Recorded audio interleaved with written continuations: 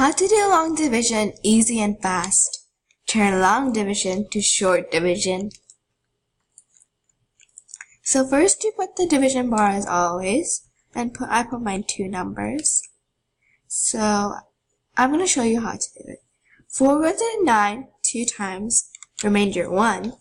4 goes into 16 4 times. 4 goes into 4 1 time. And for checking, we just do 241 times 4. 4 times 1 is 4. 4 times 4 is 6.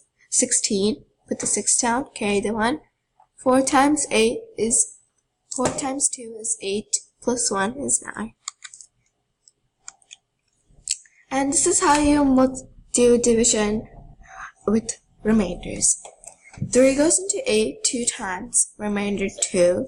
3 goes into 26 8 times, remainder 2.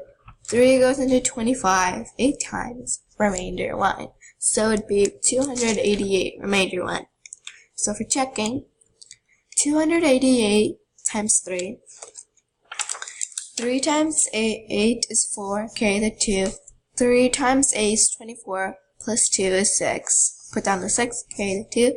2 times 3 is 6, plus 2 is 8. And don't forget to add the remainder because we have a remainder of 1.